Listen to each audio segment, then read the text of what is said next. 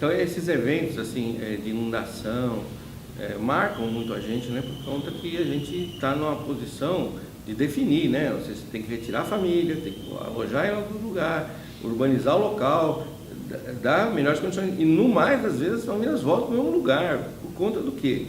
Da falta de uma política habitacional. Então, eu procurei sempre trabalhar a integração das políticas, né, ao longo da minha vida administrativa, né, para que a gente possa realmente reconhecer o direito à moradia está integrado com outras políticas, né, públicas, né, e essa questão de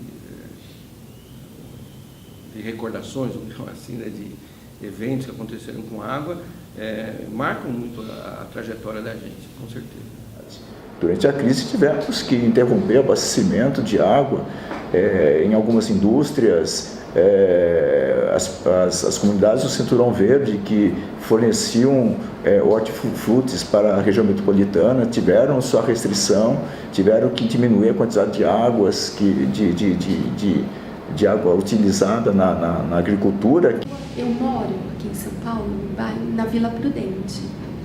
E a Vila Prudente, historicamente, passa uma avenida que tem enchente, inundação. Inclusive, no prédio onde eu moro, eu vejo bem uma estação de metrô, que é a Vila Prudente, uma outra estação da linha Prata, que também chama Vila Prudente. E ali é histórico.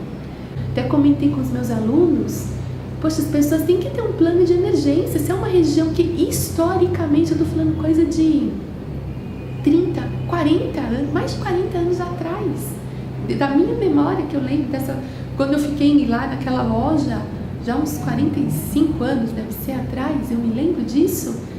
Então, quer dizer, e as pessoas têm uma chuva dessa, não tem um plano. Olha, eu saio, a região mais alta é aqui, eu corro, eu vou. As pessoas, né, tem que ter isso, e não tem. Então a gente peca muito também em não ter esses planos para atuação na hora de uma emergência. Mas obviamente, né, que você tem ainda pessoas, como eu falei, que não sentem ainda, mesmo no momento em que a gente está guardando água para poder dar um banho numa criança, vizinhos que estão lavando o carro na rua, né, com a mesma água que eu dou banho no meu filho, né. Acho que isso ainda é revoltante, sendo bem sincero, mas para mim, que sou ambientalista, trabalho com o meio ambiente, né, e com o desenvolvimento sustentável, vejo um problema até econômico esse comportamento da sociedade, de não dar valor para a água. Para mim é mais do que um problema ambiental, é um problema de economia. As pessoas esquecem que não só é uma questão de qualidade de vida e de acesso ao recurso hídrico, de bem-estar, mas esquecem também que essa escassez de água pode causar desemprego. Então a coisa vai um pouco além. É importante, esse momento de escassez é importante para ver efetivamente quem não está nem aí, não só com a questão ambiental, mas também com a economia de uma região. Temos participado das decisões todas dessa questão da Guarapiranga, toda essa questão que se relaciona com água, efetivamente, com a escassez de recursos hídricos, né? A questão tudo isso o comitê tem participado e tem tido uma atuação bem grande. Também na reunião da Estadual dos Recursos Hídricos, tudo isso nós temos representante, nós também participamos. Então, essas decisões todas da questão hídrica, principalmente na falta de água que houve aí, nós tivemos uma participação importante na ajuda das decisões que o governo tinha que tomar, né? E achamos que é fundamental a nossa participação, especialmente em tempos de mudança de clima, porque as mudanças climáticas, o aquecimento global, uma das consequências mais sérias é a mudança, o impacto nas águas, né? Tanto na escassez de água quanto na abundância não programada, abundância não desejada, que são as grandes enchentes. Então, nós achamos que mais do que nunca é fundamental a gente participar do comitê, ajudar o comitê a ter um alcance maior, a comunicar melhor a política das águas e o que se deve fazer, atuar mais junto aos órgãos públicos para adaptação às mudanças climáticas. Então a gente procura cumprir o nosso papel, mas agora cada vez mais é fundamental a participação de todos e todas nesses órgãos de gestão compartilhada que infelizmente estão diminuindo no país. Hoje está claro que estudar a estatística do passado não significa que ela vai se reproduzir no mesmo nível, nos mesmos percentuais, com o mesmo desvio padrão no futuro. Nós temos hoje eventos que estão escapando dessa lógica. Então, há algumas palavras-chave que hoje já estão assimiladas na própria engenharia, que são redundância e resiliência. Redundância. A crise hídrica aqui na região metropolitana nos ensinou isso. A gente estava preparado para enfrentar um risco de 5%. Quer dizer, o setor são riscos, vamos dizer, consagrados no meio técnico, que é o seguinte: abastecimento público, risco de 5%, que significa que se eu pegar todos os dias do ano, em 95% do tempo, eu vou ter aquela água que eu preciso.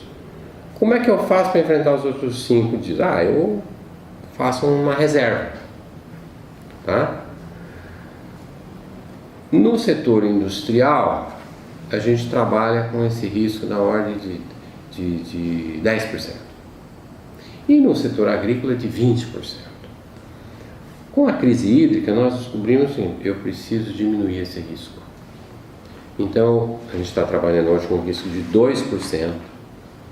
Isso implica eu investir e fazer obras que em determinada parte do tempo elas vão ficar ociosas. Então isso é redundância. Eu tenho que ter...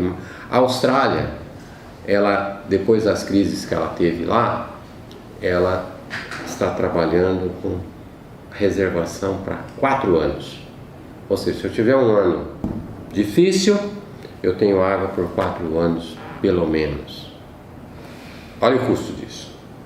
E a resiliência, que é nós estarmos preparados para enfrentar o problema que vai existir e como é que nós vamos conviver com ele. A gente teve enfrentamento aí de uma crise hídrica, a sociedade foi informada, houve investimento, né? Não vou entrar no mérito se o investimento foi adequado ou inadequado, se precisaria de mais investimento, mas houve investimentos aí do governo para minimizar e para não termos, né, o ano passado e esse ano a gente está próximo aos volumes de chuva do que aconteceu em 2013, 2014. Chegamos muito próximo, os níveis dos reservatórios estão adequados, só que a gente se preocupa com a água, seja em termos de quantidade ou de qualidade, no meio da crise, no meio do caos. A hora que precisamos trabalhar com planejamento, para parecer ou entender o planejamento, atender o uso racional, a gente simplesmente não coloca isso à mesa. Não coloca. Tanto na época de uso do edifício, como na construção do edifício. A gente sabe que tem cidades que já estão, na época de racionamento, as obras têm que parar. Isso impacta nos nossos negócios. Então essa questão do uso da água, do risco de não ter água ou de ter água em excesso, isso ainda não está muito ligado, a gente não sente essa conexão com a gente, o setor imobiliário, né, o setor de edificações. Eu vejo um ceticismo muito grande em relação a risco, em relação à escassez hídrica. O pessoal, a gente chegou num grau super grave lá atrás, e você vê que isso não sensibilizou tanto assim. A gente trabalha, a engenharia ainda permite adequações, mas tivemos naquele acidente de Cataguases, lá em Minas Gerais, quando o Paraíba, nós tivemos que abrir toda essa represa de São Paulo para diluir a poluição de Cataguases, para não barrar o abastecimento do Rio de Janeiro, porque no caso do Paraíba são 3 estados, e isso tem que ser feito. Mas isso pode gerar uma uma consequência muito grave para algum dos estados ou mesmo para a cidade do Rio. E aí você vê, então essa avaliação sistêmica do bloco, né, no caso tanto de um rio local que é o Tietê, como num rio aí que pega estado, ela tem que ser muito mais pragmática e eu acredito que com maior consistência da informação. Ainda acho a informação pouco consistente. O modelo é o melhor que tem, na minha opinião, o melhor modelo que nós temos de indicador é esse mesmo, mas ela ainda não tem consistência na sua coleta de dados. O tempo de resposta que o comitê leva para tratar temas é muito lento, né? Então, é um sistema que não funciona para épocas de crise, por exemplo. Então, quando você fala aí em questões de mudanças climáticas, em estiagens críticas, como a que aconteceu aqui em São Paulo e tudo mais, o que você percebe é o seguinte: cada vez que você precisa da intervenção do comitê, o comitê leva no mínimo 3, 6 meses para poder dar um retorno adequado. Então, um comitê muito bom faz isso, né? Eu diria que o PCJ, acredito que o Alto Tietê também consiga, mas em época de crise, 3 meses ou mais é um tempo inadequado para a tomada de decisões, para você criar densidade no processo. Então você acaba ficando que as decisões ficam só na mão, praticamente, do órgão gestor. Então, esse é um ponto que me parece importante.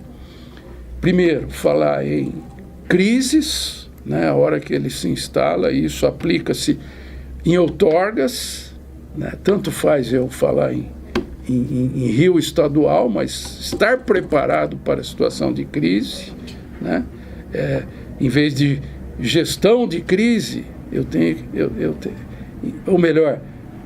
que fazer gestão de riscos. Eu tenho que sair dessa parte de, entrei em crise, o que eu vou fazer? Agora é tudo emergência, etc. Não, eu tenho que gerir riscos. Estar preparado para que, se o risco acontecer, o que eu posso fazer.